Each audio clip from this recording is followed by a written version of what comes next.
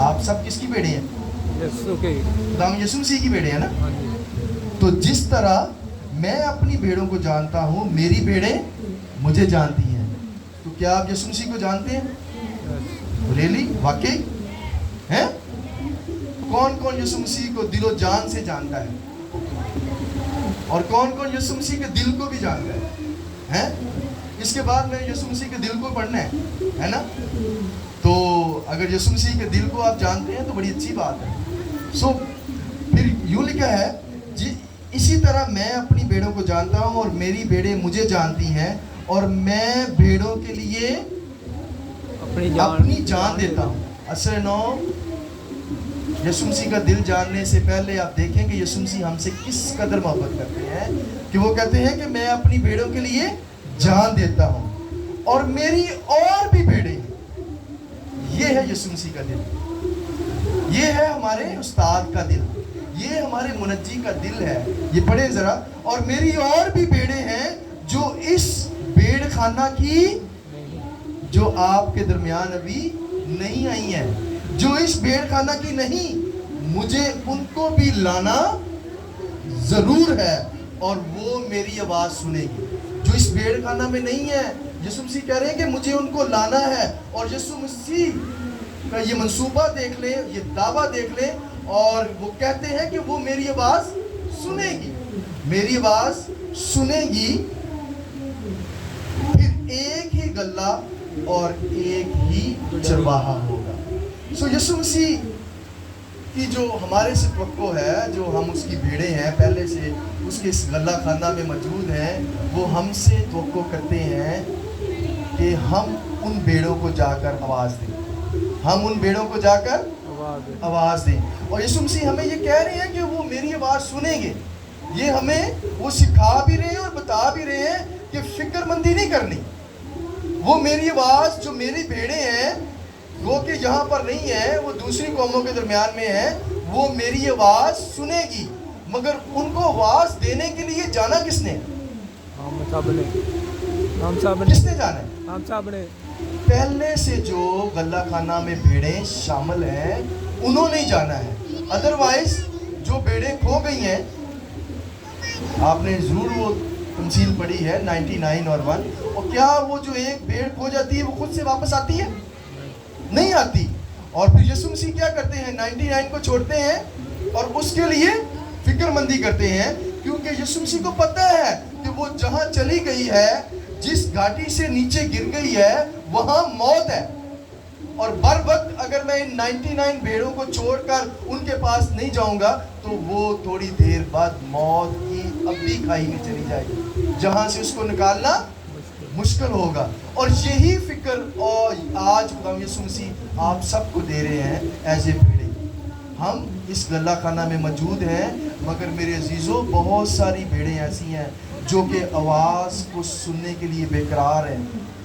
وہ جنگل میں ہیں، وہ بیابان میں ہیں، وہ گمراہ ہیں، وہ کھو چکی ہیں، ان کو رستہ نہیں پتا، وہ چھوٹی چھوٹی باتوں پر پھنسے ہوئے ہیں، اور ان کو ابھی تک یہ بھی نہیں پتا کہ خدا بدن نہیں ہے، خدا روح ہے.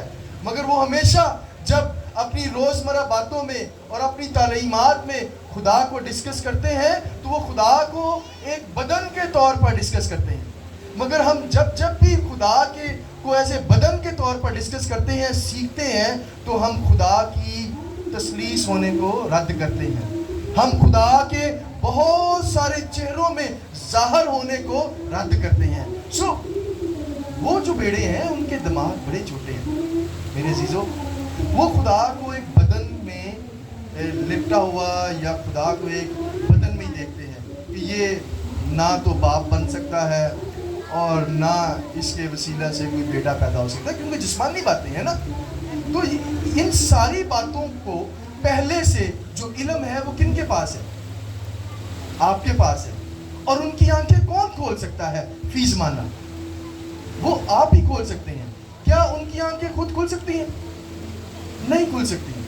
اسی لیے خداوند یسوع مسیح جب اس پیسج میں اپنے بیان کو ہم پر ظاہر کر رہے ہیں تو وہ ہمیں یہی کہہ رہے ہیں انڈائریکٹلی کہ آپ یقین رکھیں وہ میری آواز سنیں گی. मगर जाना आपने, मगर जाना आपने। सो खुदा अपनी बरकत जो हमें देता है, जो इख्तियारात देता है, उन इख्तियारात को इस्तेमाल करने के लिए असर-ए-नौ हमें कहता है कि प्लीज़ बाख्तियार होकर उनको आवाज़ दो। उसी तरह आवाज़ दो जिस तरह मैं जब इस ज़मीन पर 3.5 साल की मुनादी में था और मैं लोगों को आवाज़ देता था, आज मैंने और आपने भी उसी तरह आवाज़ देनी है। उसी तरह खुदावंद यीशु मसीह की पैरोकारी में जाते हुए उस्ताद बने या अच्छे शागिर्द बने, ये आपका फैसला है, ठीक है। मगर अच्छे शागिर्द भी बन जाए तो बड़ी खूबसूरत बात है, क्योंकि कम से कम हम उनको आवाज़ देने के लिए अपने चर्च की सरहदों से बाहर तो निकलेंगे। मेरे अजीज़ों, एक तज़किये के मुताबिक पूरी दुनिया में जो बोर्न अगेन बिलीवर्स की बात कर रहा हूँ, बिलीवर्स की बात कर रहा हूँ, पूरी दुनिया में सिर्फ 5% हैं जो गैर कौमों के लिए फ़िक्र करते हैं। आपके चर्च में भी मुझे पता है 4 या 5 लोग ऐसे होंगे जो ये फ़िक्र रखते हैं, मगर 95% जो चर्च मेंबर्स हैं उनकी ये फ़िक्र नहीं है। मेरे अजीज़ों, अगर हम ये फ़िक्र नहीं करेंगे तो फिर यीशु मसीह के उस बड़े मंसूबे को हम पूरा करने में अपने आप को लागर होने की सफ में खड़ा कर रहे हैं। प्लीज़ आप एक एक्टिव मसीह बने, आप उन सारी बरकत को रिसीव करते हैं, आप उन सारे इख्तियारात के वारिस हैं जो कि खुदा ने और खुदा यीशु मसीह के वसीला से हमें ट्रांसफ़र हुए हैं। हमारा उस जड़ के साथ रिश्ता हो गया है जो कि खुदा की आँख की पुतली है। उस जड़ के साथ तो यीशु मसीह ने हमें जोड़ दिया है। बताएं और कौन सी बरकत लेनी है?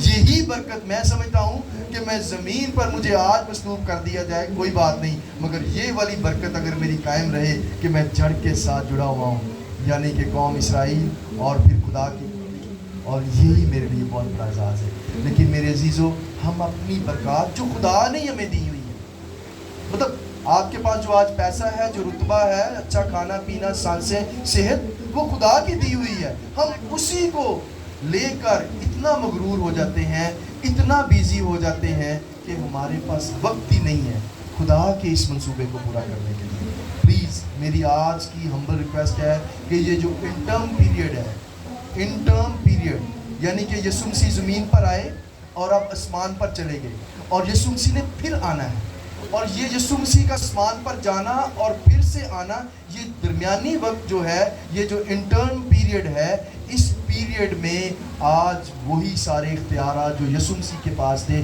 मैं और आप इस्तेमाल कर सकते हैं। बस हमने खुदा के पाक कलाम की ताबेदारी करनी है। जैसे जैसे हम खुदा के पाक कलाम की ताबेदारी करेंगे, हम खुदा के और पास होते जाएंगे, खुदा के और पास होते जाएंगे, खुदा के पाक कलाम के भेद और हम पर खुलेंगे, और हम उसी ज़ोर से, उसी कुदरत से जब यही खुदा का पाक कलाम गैर कौमों को सुनाएंगे तो फिर वो ज़रूर है कि वो बरकत पाएंगी, उनकी आंखें खुलेंगी, और आज वो बहुत सारी बेड़े जो आज बाहर हैं वो यहाँ पर मौजूद होंगे। आमीन। तो क्या आप चाहते हैं कि यहाँ पर बहुत सारी बेड़े और मौजूद हो जो आज से पहले हमारे साथ, हमारे ख़ानदानों का हिस्सा नहीं है या हमारी मसीह कौम का हिस्सा नहीं है, आप उनको देखना चाहते हैं? आमीन। फैसलाबाद ही एक ऐसा शहर है जिसमें मेरी इन आंखों ने बहुत सारे गैर मसीह लोगों को एक ही चर्च में देखा हुआ, हमें पता है वो बड़ा चर्च जो है, ठीक है, मैं उसका अभी नाम नहीं, मगर वहाँ पर बहुत सारे गैर ईमानदार, बहुत सारे गैर मसीह लोग जाते हैं दुआओं के लिए, और वो वही सलामती के फरजंद हैं जिनके लिए खुदावंद यीशु मसीह कहता है कि मेरी और भी बहुत सारी भेड़ें हैं और मेरी आवाज़ वो सुनेंगी। तो इसी बात को और पुख्ता करने के लिए मेरे साथ निकालिए रोमियो 8